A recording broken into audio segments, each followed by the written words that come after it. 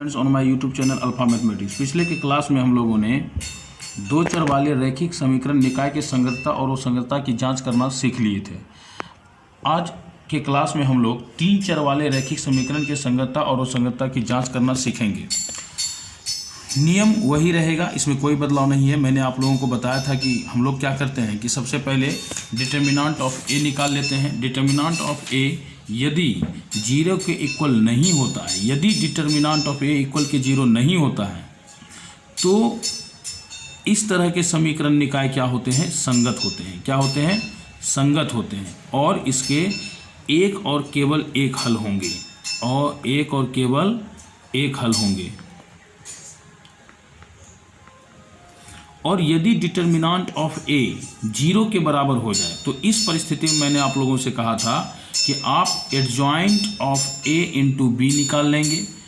और ये adjoint of A into B यदि 0 के बराबर हो जाए तो इस परिस्थिति में समीकरण निकाय क्या होंगे? संगत होंगे। क्या होंगे? संगत होंगे। और इनके अनंत हल होंगे।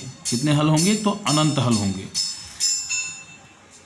और यदि adjoint of A into B 0 के बराबर ना हो तो इस कंडीशन में जो समीकरण निकाय है वह असंगत हो जाएगा। क्या हो जाएगा? असंगत हो जाएगा।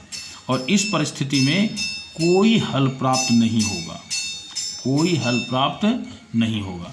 तो बस इतनी सी बात है जो आपको दिमाग में रखना है कि हमको संगतता और असंगतता की जांच करने के लिए समीकरण निकाय के डिटर्मिनेंट ऑफ ए निकालना है। यदि डिटर्मिनेंट ऑफ ए 0 के बराबर नहीं होता है तो इस परिस्थिति में वह समीकरण निकाय संगत होगा। और यदि उस समीकरण निकाय को हम लोग हल करेंगे तो x और y के केवल एक मान प्राप्त होंगे।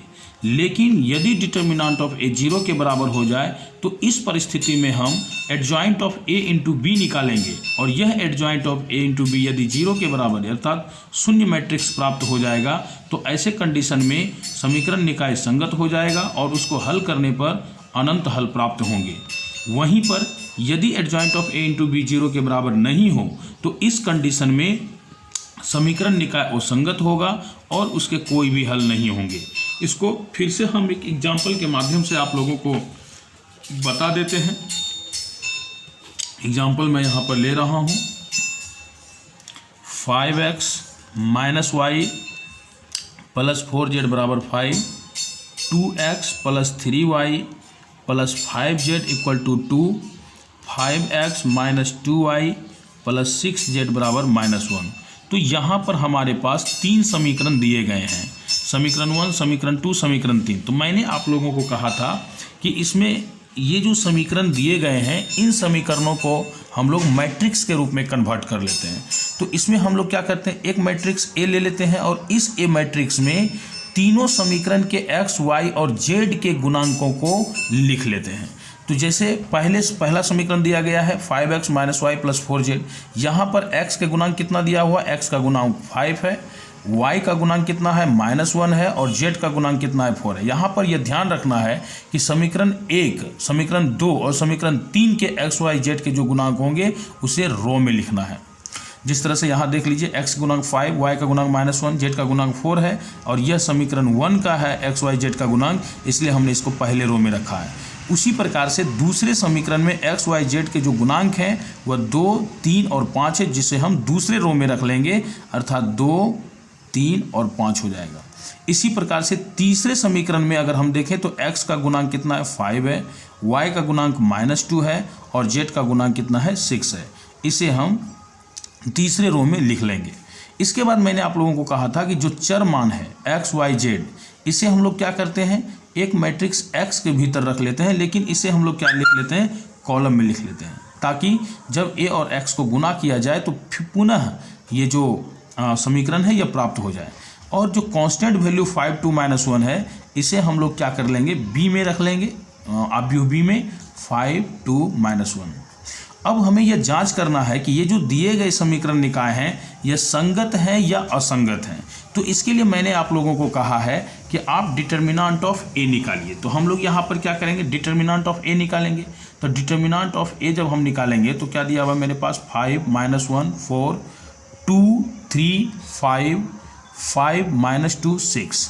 यदि हम यहाँ पर इसका डिटर्मिनेंट वैल्यू निकाल लें तो सबसे पहले आप लोगों को डिटर्मिनेंट वैल्यू निकालने के लिए मैंने पहले भी ऑलरेडी कई वीडियोस में मैंने बता दिया है, इसलिए मैं यह उम्मीद करूँगा कि जब मैं ये डिटर्मिनेंट वैल्यू यहाँ पर निकालूंगा तो आप लोग समझ लेंगे।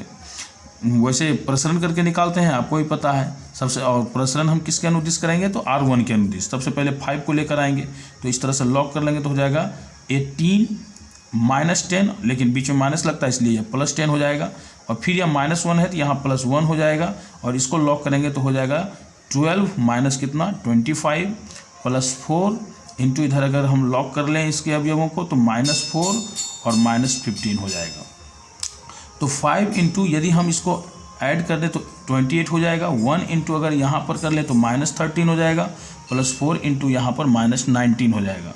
तो 8 पंचे 40 का सुना बाकी 8 पंचे 40 का सुना बाकी 4 15 10 4 14, यहाँ हो जाएगा -13 और माइनस कितना हो जाएगा 9 चौक 36 को 19 चौक 76। अब यहाँ पर यदि हम इसको लिख लें तो 140 माइनस कितना हो जाएगा 6 3 9 7 1 8। यदि हम माइनस कर लें तो 10 में 9 गया 1, 13 में 8 गया 5। यहाँ पर कितना प्राप्त हो रहा है 51 जो कि 0 के इक्वल नहीं है। अर्थात जब हमने डिटर्मिनेंट ऑफ ए का मान निकाला तो यहाँ पर हम लोग देख रहे हैं कि यह 0 के बराबर नहीं है, और मैंने आपको कह दिया है कि जब 0 के बराबर नहीं होगा तो इस कंडीशन में जो समीकरण निकाय होंगे वो क्या हो जाएगा, संगत हो जाएगा। तो यहाँ लिख लेंगे अतः दिए गए समीकरण निकाय संगत है। अतः दिए गए समीकरण निकाय संगत है। दिए गए समीकरण निकाय क्या है, संगत है। अब हम एक और एग्जाम्पल लेते हैं और उस एग्जाम्पल की मदद से हम लोग देखेंगे कि किस तरह से हम लोग कंसिस्टेंसी और इनकंसिस्टेंसी की जांच करते हैं, अर्थात संगतता और संगतता की हम लोग क्या करते हैं, जांच करते हैं। तो एक एग्जाम्पल और लेते हैं, जैसे 4 नंबर का एग्जाम्पल हम यहाँ पर ले रहे हैं। ये 2 चर वाले रैखिक समीकरण, जैसे दिया हुआ x + y = 2 और दिया हुआ 5x + 5y = 10। अगर हम यहाँ पर इसको इक्वेशन फर्स्ट कर लें, इक्वेशन सेकंड कर लें और इसको आव्यूह के रूप में लिखें तो a = x और y के गुणांक 1 1 दिए गए हैं। दूसरे समीकरण में x और y के गुणांक 5 5 दिए गए हैं। फिर x = हम इसमें क्या करेंगे, कॉलम में दिए गए चर मानों को लिख लेंगे और b बराबर हम क्या करेंगे 2 और 10 लिख लेंगे। ये सब आप लोग सीख चुके हैं कि हम किस प्रकार से इसको आव्यूह के रूप में लिख लेते हैं। अब यहाँ पर संगत और असंगत की अगर हमें जांच करनी है तो मैंने आपको कहा है कि आप डिटर्मिनेंट ऑफ ए निकालिए। तो जब आप डिटर्मिनेंट ऑफ ए यहाँ पर निकालेंगे तो प्राप्त क्या हो जाएगा, 5 - 5 = 0। अब यहाँ पर देख रहे हैं कि डिटर्मिनेंट ऑफ ए का मान किसके बराबर आ गया है, 0 के बराबर आ गया है। तो मैंने आपको कहा है कि जब डिटर्मिनेंट ऑफ ए का वैल्यू 0 के बराबर हो जाए तब आपको adjoint of A into B निकालना है। और adjoint of A into B जब निकालेंगे तो यहाँ पर भी 2 कंडीशन हो सकता है। एक हो सकता है कि शून्य आव्यूह प्राप्त हो जाए, एक हो सकता है कि शून्य आव्यूह प्राप्त नहीं हो। तो शून्य आव्यूह प्राप्त होने की कंडीशन में वह संगत हो जाएगा, लेकिन इसके अनंत हल होंगे। और वो संगत होने की स्थिति में यानी जब adjoint of A into B 0 के शून्य आव्यूह के इक्वल नहीं होगा तो ऐसे कंडीशन में वो संगत हो जाएगा और इसके कोई भी हल नहीं होंगे।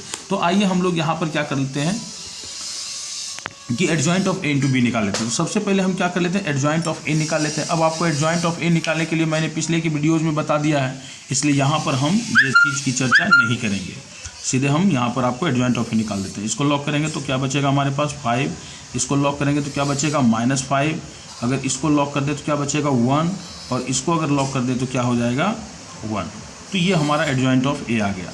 अब इसे हम क्या करेंगे, b के साथ इंटू कर लेंगे। तो एडजॉइंट ऑफ ए जो मेरा है वो 5 - 5 -1 1 1 है, और इसे हमें क्या करना है, b के साथ गुना कर देना। तो b जो है हमारा वो प्राप्त कितना हुआ है 2 और 10,